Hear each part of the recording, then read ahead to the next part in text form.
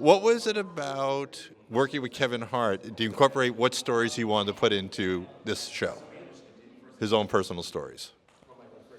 We had a couple of like I would say we had a pool arc where Kevin was a part of the swim team growing up, and we really wanted to like focus on that. So we had like a arc of that like storyline that we got directly from him. And he also, I went down to North Philly to see his neighborhood, and even though it's really rough, he wanted us to depict it in a way to show how much love he got from his community. So that was something that was important to him, and we incorporated it into the show. And but also bringing yourselves into it. Yes. So what personal things did you want to bring yourselves into the story too? Oh, for me, like Killer Kid, the hospital that Nancy works at. I grew up in Compton, and I knew a lot of people, unfortunately, at the Martin Luther King Hospital that died because it was a trauma unit and there was a lot of bad stuff going on. And I wanted to name the hospital Martin Luther King Hospital because that was like from my childhood. Yeah. So for me, there's two things. One is more like a joke thing, and the other is more of like a personal thing, which is the very old racist white woman is based on some people like that I know, who are very, very nice and very, very sweet, but can't help but being incredibly racist. And then the other thing that I put in the show I pitched, which I'm very happy with, is that the principal talks to a bullhorn like Morgan Freeman and Lean on Me, and he never puts the bullhorn down. So that's like a joke thing that I like. It's not a personal thing, but it's personal that I think it's funny, and I'm glad that it worked out. One of the things I like about the show, it's messy. The characters are a little messy, which is life, but it's not, they don't not love each other. So is that something important to you, showing real life family, friends, real relationships? They're messy, but also love. Right, because that's real life. And to me, comedy should depict real life. And it's rough if you can love someone, they can have flaws that you hate about them, but you love them and you compartmentalize that stuff. And that's what we have to do, all of us have to do. So we wanted to show that like everything is not wrapped up with a bow. It's messy, but it's our mess, Yeah, and it's an animated show, but it's not a cartoon, so the animation helps us have fun and be a little above, a little outrageous or a little, beyond what's real, but we wanted to keep the emotions real and keep the people and the characters real. Now, one thing I like about the animation, what was your thoughts about how do you want the animation to look? How far do you want to push the envelope of the world, but also make it animation that people are semi-accustomed to? We were very, be honest, because we were on strike, the writers were on strike, and so the artist, the visual development stopped because of that. And so when we came back, we had to really get our artwork up quick. And I was worried personally. As they were giving us designs, I was like, this is not quite it. I don't know. Are we going to get there? Yeah. And then eventually the picture of Kev and Nancy came in that we loved, and we were like, this is it. We wanted people to love it because you have to be in their households watching the TV, on TV. So we didn't want it to be so off-putting the way they looked, but then we wanted to be different at the same time. So. Yeah, we wanted to not look like every other adult animated show that's out there. So we wanted to have its own look. And Musa and Amanda and everyone at Shadow Machine just did an amazing job and like pushing the envelope and finding different ways to draw people, and that didn't look like everything else that's out there. And my last question, I always preach to all my students, there are 3 moments that define a human's life: the day you're born, the day you die, and the day you get to work with Wanda Sykes. Absolutely. So those are the 3 moments that defines anybody's human life. Absolutely. So what has the problem collaborating with Wanda? Wanda Sykes is one of the funniest humans to ever live. She's in my top 10 comics of all time, so smart and funny. And anytime she was in the booth, Wanda is good for 2 to 3 jokes on the show, every show. Like, she's going to come in and be like, I think she should say this. And we're like, thanks, Wanda. Thanks for giving us free writer jokes, because she's so good. But yeah, Wanda is amazing, amazing. I can't say more. Like, we had the show, we sold it before. One of their notes was, Wanda's voice was too harsh. And I was like, what the fuck are you talking about? This is Wanda Sykes. She's raising kids in North Philly. Do you know how hard that is as a single mother? you're going to be harsh if you're in that environment. So that's called love where I'm from. So we were, and luckily Kevin was on board with us. We were like, we're keeping Wanda. Yeah. Little Kevin, what was it about the project that drew you dramatically as an artist, said, I want to be a part of this? Well, the freedom that the network was giving us with the project, and just when I was coming in, and it was just an open field, like they just wanted to see anything. So they wanted to create a style that was unique to them.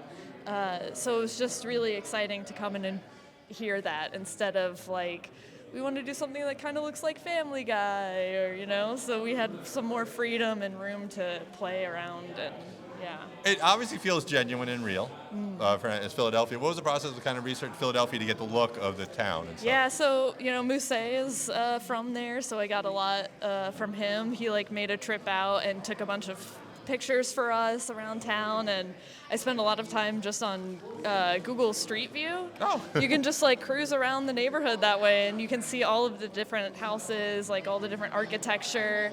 I mentioned on the panel, you want to see the history of that city. Yeah. Philly has so much history, and especially in a neighborhood like that where they don't have enough money to tear things down. They are always kind of reconstructing and preserving things. So it makes a really interesting street. All of the different buildings lined up. It's a really fun place to All right, so I always like to explore. ask the artist, what was the most challenging sequence or scene or episode? What was something that really stuck out to you? You're also proud of, I can't believe I pulled it off. It's awesome. But Yeah. The concert. There's a concert episode. And that's always, you're like, great, it's crowds everywhere, right? Masses of people, yeah. which is always a challenge, and something dreaded for character design artists. So I push them to have fun with the crowds. So you see a lot of little fun characters in the background in our show. So that was probably the most intense. Also just the different lighting scenario. So all of the main characters are lit different, and they're all different colors. So to blend all of that together is a challenge. But all right, and so what was your reaction the first time you saw their voices, all these wonderful actor voices, over the artwork? Yeah, so it's so exciting. Getting animation back from the studio initially is just it's so exciting. Just to see everything finally move. And it's always surprising too what the animators are gonna do. We kind of talked about this, but sometimes they go above and beyond, and they'll do something that was just completely unexpected or unexplained in the boards, and that's always funny and interesting to see. Initially, what was it about the show, Little Kev, that said, you know what, I want to be a part of it? I mean, as a voice actor, you don't know a lot of projects that are happening. So I had no idea that this was for Kevin Hart. When you audition, it's always a code name Right. kind of thing. But once I got it, of course, I wanted to be a part of it, and not just because of it is telling Kevin Hart's story, but because I fell in love with everyone on this project, and everyone that has been working on this project. From my first session on, I'm this is definitely my first session. I didn't know if I was going to keep being on the project.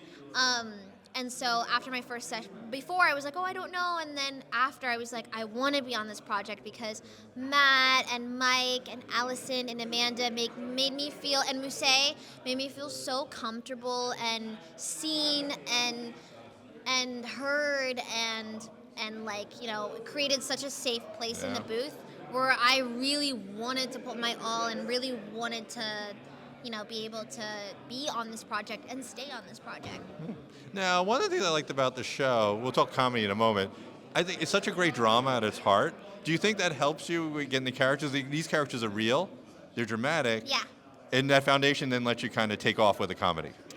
Yeah, I feel the drama is that's a beautiful element that I'm seeing in a lot of animation, is that we're in this time period. We're in this period of time where with animation you're not just getting slapstick funny comedy. We're actually getting in-depth storyline drama stuff, and I think that's what keeps you in. It's there's comedy to it, but there's also real life situations and things that people can relate to, because our lives are that way. We have funny moments, we have dramatic moments, we have sad moments, And I feel like each episode pretty much encompasses, like, touches all of those, buttons for us. Well, it seems to me the show is like the comedy stems from the messiness of life. Yes. Yeah, and it's not like a slapstick. Or Yes. It is something where it's messy and we do stupid things sometimes. Yes, it's very human of a show, Yeah. and anyone who is human is going to relate. Sorry to them aliens out there. I know, yeah, that's a problem. Yeah. But they're out of space. They'll be okay. Are they, or are they here? They're here. All right, so Soupy. Soupy. What do you love most about playing Soupy? I love that he's a total silly character. I love that I get to play a little boy. I just love that Soupy says what's on his mind. And it gives me that freedom in the booth to say what's on my mind. And like I said, like, Heartbeat, BET, Matt, Mike, they've created such a safe space where I can go in the booth and play around with a lot of what I'm given. And yeah, that's why I love Soupy. And what about Dirty Dante? Dirty Dante I love because I think we all can relate. There was all that, like, it's on a very serious note, like, he does have struggles, and, like, you know, his mom is kind of not there, but there, and, he doesn't, like, you see in, like, later on episodes that, he actually has, like, a little bit of a rough life that they've made into, like, this, comedy, made, like, light heart about it. But I love that he's, like, someone that we can all see in ourselves a little bit. You know what I mean? Yeah. Like, there's always been that moment where no matter what walk of life you are, where you feel like you don't have enough, or there's something that you're missing, or you're missing the cusp or the bar or something, and, like, I feel like Dirty Dante, like, really represents that. And my final question is, so what is it like having Wanda Sykes be part of your show? As someone going into voice acting, and I argue one of the funniest humans that's ever lived. Wanda What was the Sykes- process for you, like being able to work, wow, you're in the same show and doing wonderful work together? Wanda Sykes is an absolute legend. I grew up on a lot of her stuff. And to work with her, to work with people like Kevin Hart, Wanda Sykes, Claytonthomas, Nicole, Cree Summer. Yeah. Cree Summer. I'll say that again. Cree Summer. Alongside it was super inspiring and very out of body. I feel like out of body, and it made me want to bring my all and work that much harder in bringing my characters to life. So I could feel like I was delivering that level of professionalism to the craft. Lil Kev. Yes. So we're gonna go back to the I like origin stories. Sure. What was it about initially that said, you know what, this has got to be a project that I'm on board with? They called me and said you might have a job. So,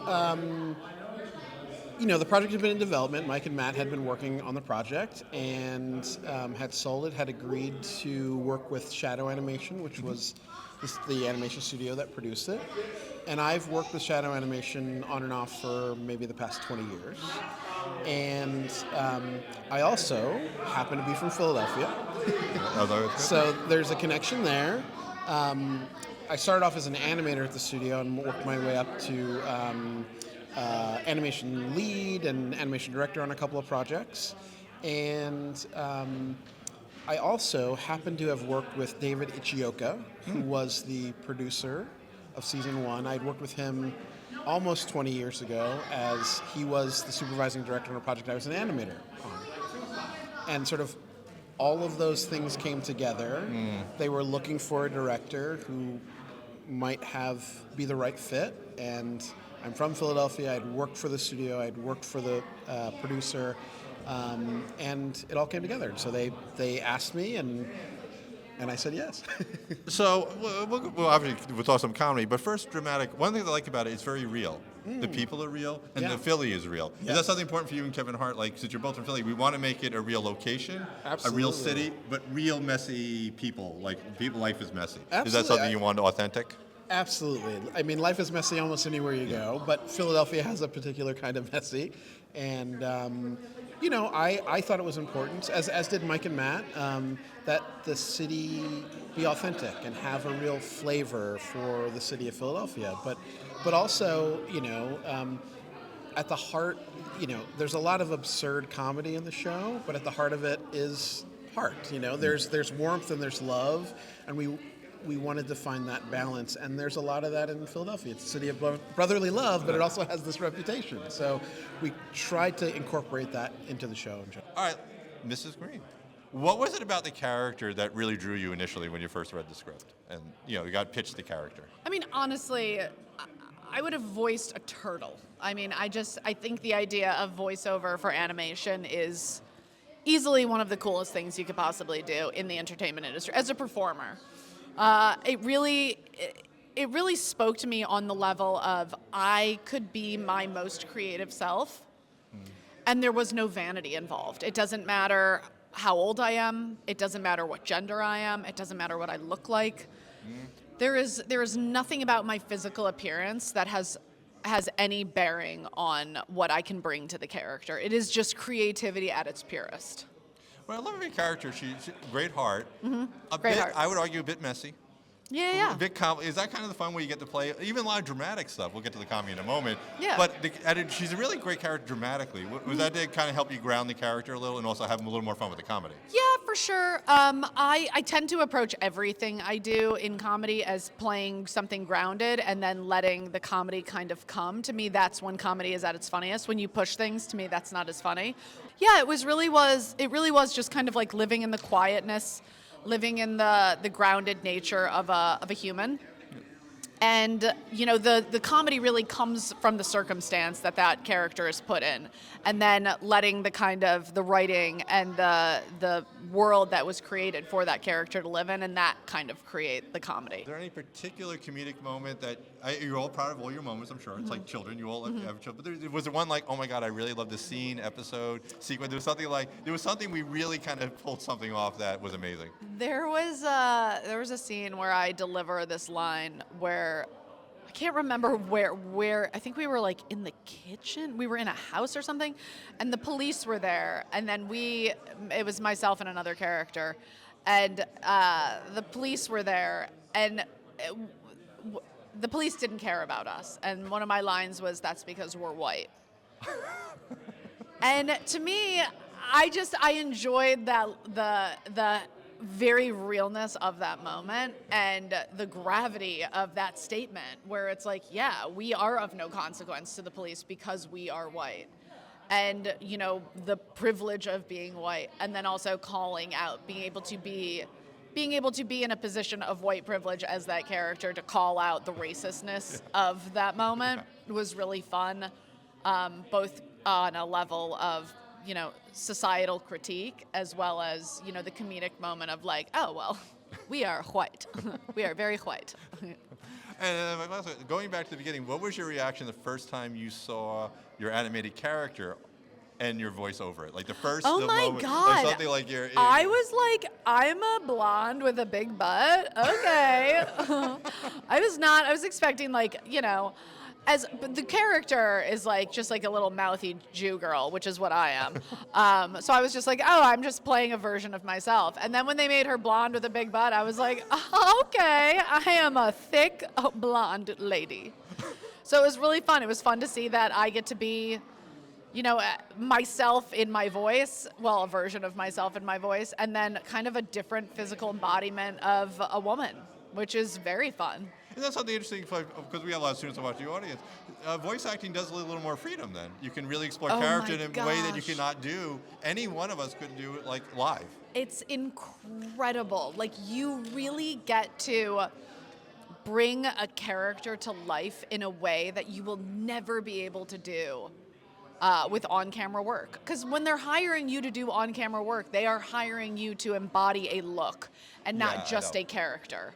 So for this, it's like, well, who are you in your voice? What can you bring to a character with just your voice, with just your creative mind? And it's really like, it is so, I cannot express how rare it is to have that in this business. There are a lot of animated shows, but the world of voiceover is very small.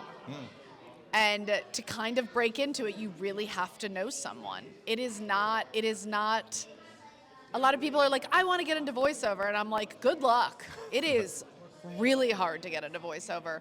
But once you're in it and you're able to do voices for a TV show, oh my gosh, it is truly the purest form of creativity to me. This is something I think about all the time. Whenever I'm going to a voiceover audition or I'm doing a voiceover job, I'm like, oh, this is the best thing I get to do in all of the different types of performance I do. It really, really is. It speaks to my soul as a performer. It's one of the things I always think about. Is always we get paid to do this. Yeah. It's kind of awesome. It's incredible. Like, it's crazy. And like, you know, I do stand-up comedy, and whenever I'm on stage, I'm like, oh my God, I get paid to make people laugh. But it really is, I have to say, like, doing voiceover it's satisfying in a way that even stand-up comedy can't touch. Okay, so Reverend Mooney, what was your reaction when you first got pitched the character, read the character in the script? What was it about? You know what? I've got to play this guy. You know what it was, man? I've always loved voiceover. I've always loved animation, and this was an opportunity for me to live my dream. Growing up watching Hanna-Barbera and Looney Tunes and Mel Blanc, and I just always wanted to do several different voices. So when Reverend Mooney came around, it was like, I think I got the right one for this, because I think a lot of people would go low. It was like, I wanted to go, hey, brother, listen, if we could just, it was one of those, yeah. Now, one of the things I like about the show, and we talked to your colleagues, is at its heart, it's a good drama. Like, the characters are real, they're messy, Absolutely. they're complicated, but they love each other, and they are. Is that something for you where you had your character being real, then it kind of lets you jump into the comedy and play with it a little? Yeah, I think that's what I love about the team at Lil Kev is like everything's about the freedom of creation, right? Yeah. So it's like the funniest thing wins. You got an idea, add it here, let's go with this, and you know what, let's see which one works a little bit better. And I love that freedom and just that love for the content and the character. Okay, then one other question is, is there any, I know you love all your comedy bits, I'm sure. Oh, yeah. Like children, we all love our children. But there's got to be one that's special. Is there something, a scene or sequence that like, oh my God, I can't believe we did this, and it was awesome, and I'm like, this is something I'm really like, I really loved it. There's a scene, there's a scene where my character is dancing, put your love all up in them. That, for me, was mind-blowing to see that in a church setting. It was just hilarious, but I can't believe they got away with it, and it worked, and people enjoy it, so it's good. Well, there's something about the show where you can, since I think it is grounded in reality in a lot of ways, it allows you to kind of push the comedy forward, because it's not just shocking people. Right. It came from characters. Yes. Yeah, and there's something, any other comedy bits? Just a little more teaser? Okay, so this wasn't even involving me. This was involving... This is involving another character. This is Slink. He plays the father. And I can't even remember which episode it is, but at the end of the episode, he basically ends up outside Kevin's house, and he falls down on the ground, and his entire ass is out, right? And the episode ends, and it's like, yo, this is so funny, because you know the context of what got him here. So seeing the entire journey and ended up at the end, that probably to me was the funniest bit of the season. So what was it about the project that made you want to come on board? Well, Shadow Machine is kind of my home studio, and so when we were brought the project, the owner of the studio kind of brings that to us. And so David, who I co-produce with, we had just co-produced on Tuca and Birdie, which was also done at Shadow Machine, and so when we met these guys, I mean, we all seemed like a really good fit. Yeah, definitely. Now, you also have an eye for animation, I noticed, looking you up. What do you think about the animation for the show, given that it's a little darker and edgier, but it also feels a little more realistic to me? Amanda did a wonderful job. She's our art director. She's in the room somewhere.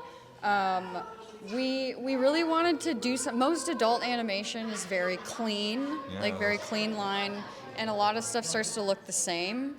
Right now, and so we really wanted to branch out, and we mentioned in the panel about kind of like the texture of the city and the texture of the story, and we wanted the grit to be a part of the way that it looked. And then our partner studio in the Philippines, Toon City, that did our animation with us, we like worked really closely with them to make sure that, you know, we had kind of like a smoother look instead of just kind of like a puppeted. Well, it feels more realistic. The show feels like normal people, Yeah. families who Yeah. are messy, Yeah. but love each other Yes. deep down. And at what point did you, when you were thinking about the process, like, I can't believe I'm working with Kevin Hart and Wanda Sykes? It was pretty crazy. Wanda Sykes is on a lot of different shows, but I haven't gotten to work with her before, so that was really great. I'm a big fan of hers. And yeah, Kevin, I mean, obviously he's hilarious, and I'd been listening to his stand-up for years. So it was a surprise, like it was a shock that I got to do that because it kind of came out of nowhere, but it was really exciting. Well, the thing about Kevin is he's obviously hilarious, Yeah. but since it's based on his life, it feels more real, and the dramatic elements Yeah. actually I think are so strong that lets the comedy even work better. Yeah. Yeah. So, I think that's a great part of his storytelling is he can talk about some dark stuff and it doesn't feel like you're listening to that. Like it's pretty funny. Cool.